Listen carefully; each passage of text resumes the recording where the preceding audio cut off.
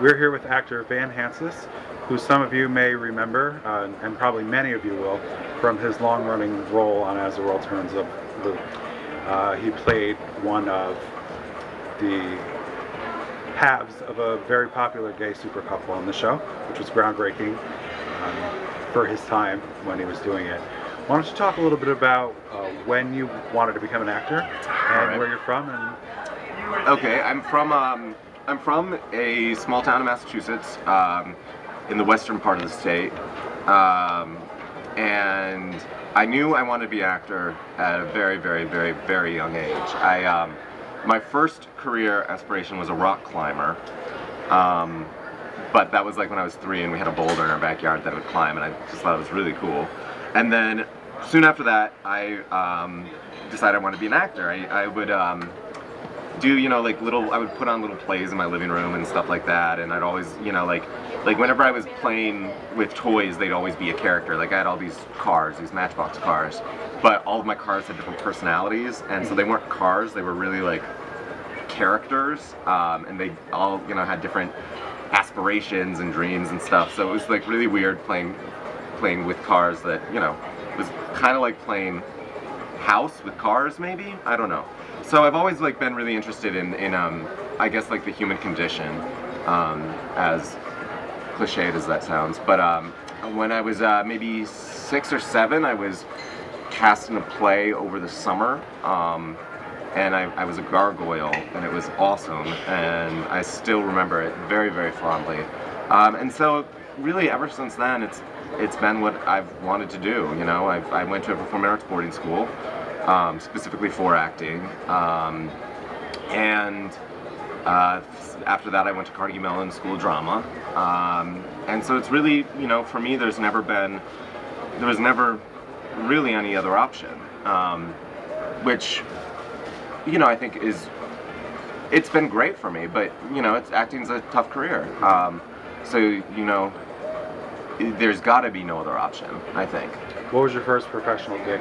My first professional gig, when I was in college, I had an agent in Pittsburgh, and I got cast in a commercial for a college in Ohio. I forget the name of the college, but I remember that I had to look at a petri dish. I was like a college student. I looked at a petri dish which they had filled with Jell-O to make it look interesting. And I think I made $300 or something like that, and it was so exciting. So yeah, my first professional gig was a college commercial. And then also in college I did a production of the Laramie Project, which I think that was semi-professional, and I wasn't equity at the time though, which is the theater union. Right.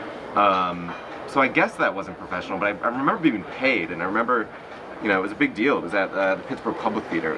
I think it was the Public. It was a cool job. So I did little things here and there in college, and then I was at the Williamstown Theater Festival for 2 years, 2 summers, which was a lot of fun. But again, it was kind of semi-pro. It wasn't really professional. And then I think my first professional television job was World Turns. So yeah, so that was my first. And that was a 5. That was a 5-year. That was a 5-year stint. Yeah, yeah. So steady workload. Yeah, it was a steady job for 5 years. And in retrospect, I know how unique that opportunity is. It's rare to get 5 years of work. At the time I just thought this was how it always happened, oh yeah, of course. So I was on As the World Turns for 5 years, and I was able to do some other projects while I was doing that, which was a lot of fun. I was able to do, some theater downtown and some theater in Midtown and a film. So that was of course, I'm most known for As the World Turns. And it was a really fun experience. Was that your psychological horror film that you were just talking about? Yeah, I shot the psychological horror film, Occupant. It's on Netflix, watch it. I shot that right as World Turns was ending. That was an insane couple months because they let me off of World Turns for, I think we shot that for a month. And it was all day, every day, shooting that for a month. And then to make up for what I had missed on World Turns, I had to shoot, I think, every day for the last 3 weeks of World Turns because I had, you know, missed a month of story. So we just, you know, you know, put everything there. And it was as the show was ending. So, you know, psychologically, I mean, I was, this is so pretentious, but like, you're in this psychological horror movie, so, you know, that does something to your mind. And then on World Turns, I think it was with Reed was dying, and like I had to just cry all the time, so that does something to your mind. And then you're losing your job at the same time, so that does something to your mind. So I was a big mess at the end of that show. But it was fun. It was a fun mess, a big fun mess. After you left As the World Turns, you went to do episodic roles on Nikita and The Mentalist. I moved to Los Angeles, and I did some episodic work. I did Psych, I did Nikita, and I did The Mentalist, which was a lot of fun. I shot another film, which has not been released. It's called Devil May Call.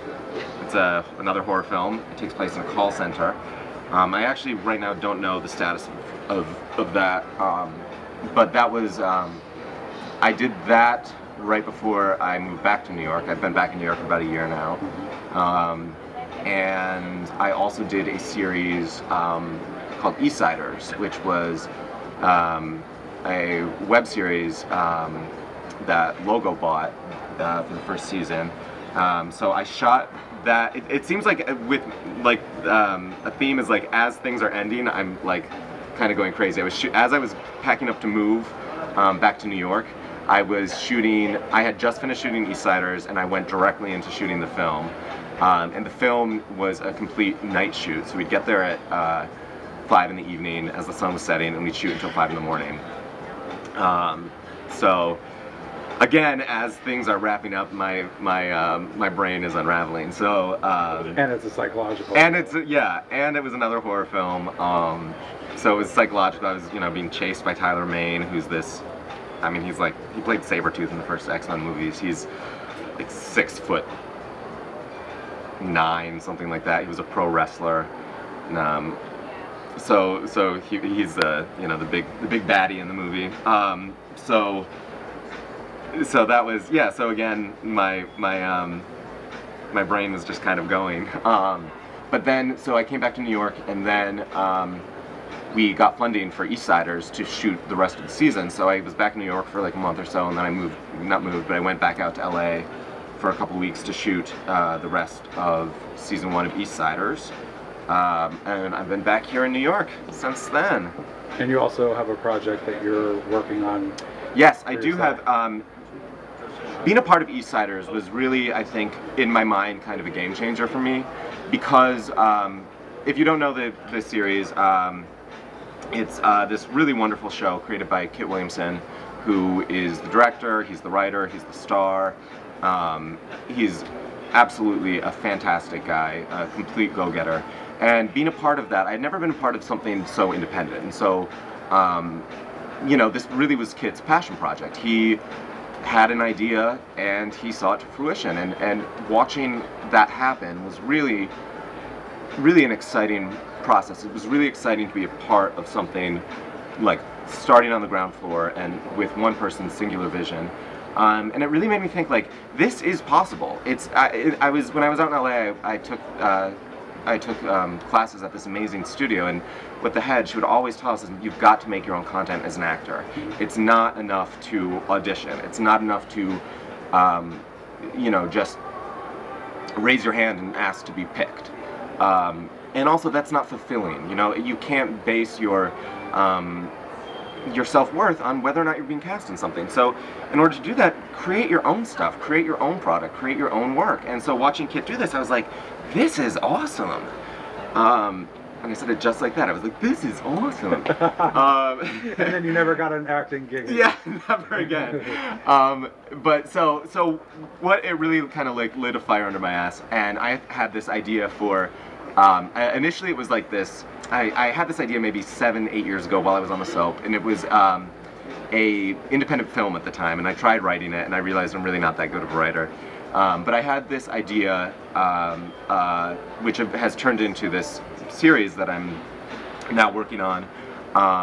It's about, it's called Misguidance, and it's about a woman who attended a performing arts boarding school, very similar to myself, and she was an actor, and she went to Juilliard.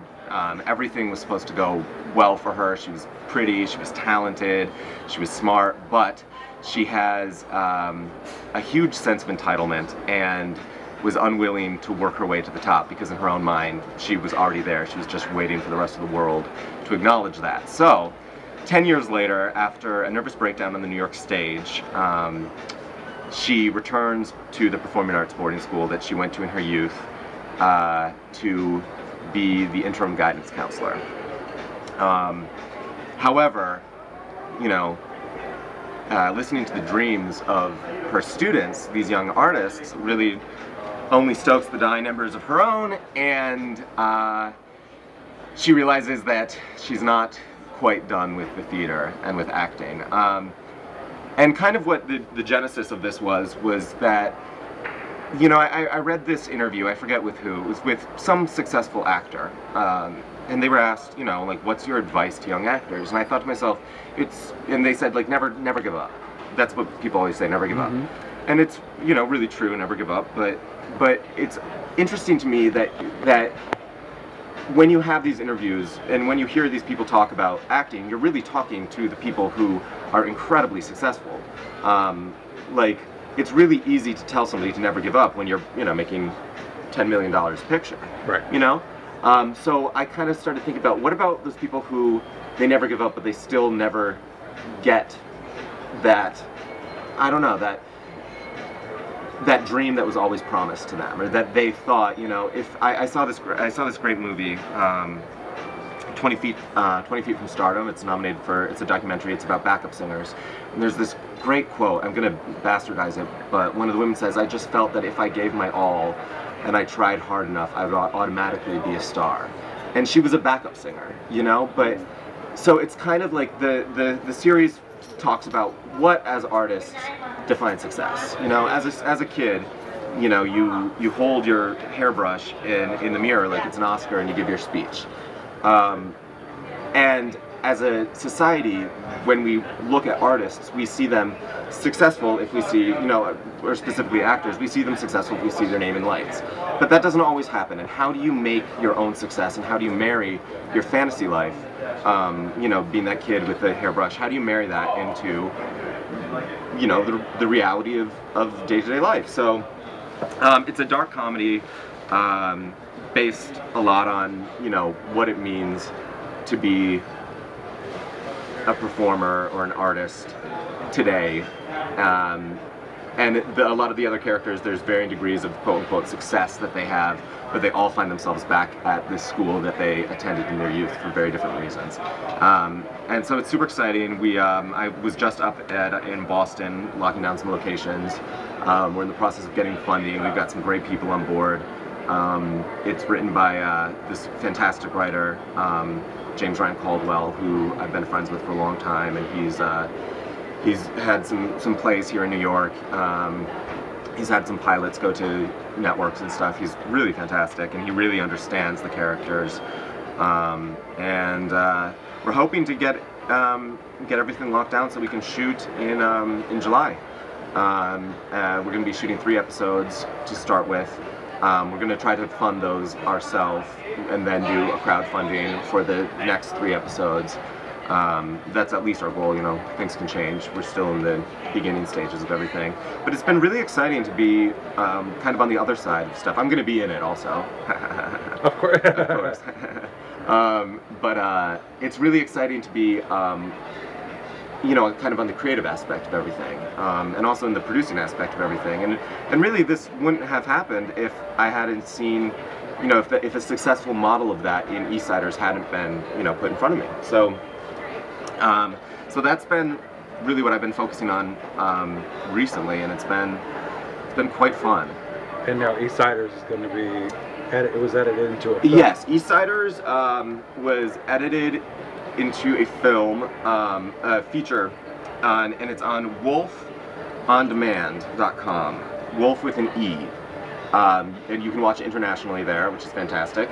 And also, some more good news with Eastsiders is that it's looking like there's going to be a season 2, which is very, very exciting. I actually was texting with one of the creators of Eastsiders about this interview, and I was like, "Can I mention it?" And he was like, "Yes, yes, yes." So, so I think hopefully I'm going to be heading back to LA in a bit to see what's happening with all those crazy people in Los Angeles. Fantastic. Yeah. And what advice would you give? Just a brief piece of advice, because you were thrust into such a heavy storyline, and it was your first major gig. To actors, what advice would I give? Yeah. Never give up. Never. Sorry. Okay, thanks. Thank you so much for taking the time to be with us. So specifically, you're asking specifically about World Turns? Twofold. World Turns and actors in general. You were thrust into the spotlight as your first, huge role. Soap opera actors aren't really thrust into the spotlight in terms of fans and that kind of thing. Well, I mean,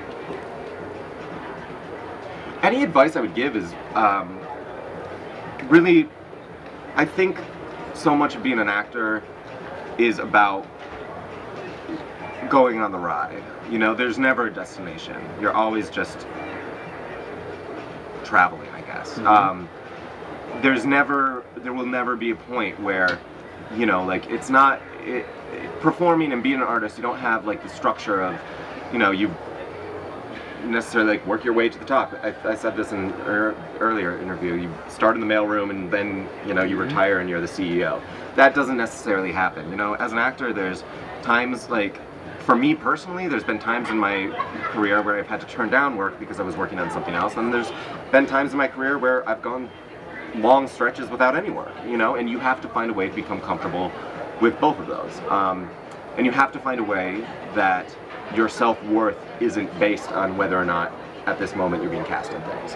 And I think that that's a very, very hard thing because, obviously you want to work. Obviously you want people to like you. You got into this business. You're an actor.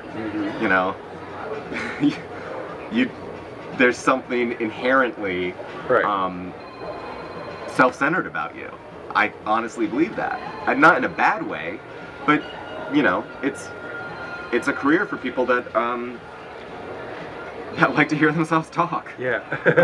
To be honest with you, but you can't let the career define you, and you have to know who you are, and you have to become comfortable with who you are, and you have to stay true to who you are. Right. And you have to know that when things are great, they're not always going to be great, and when things are terrible, on the flip side, it's not always going to be terrible. And I said never give up, but it's really true. You can't give up. You just got to keep trucking. You really do. Sounds good. Well, thank you so much for taking time to do the interview. We look forward to all your upcoming projects. Thank you very much. We'll keep in contact and update people as they come up.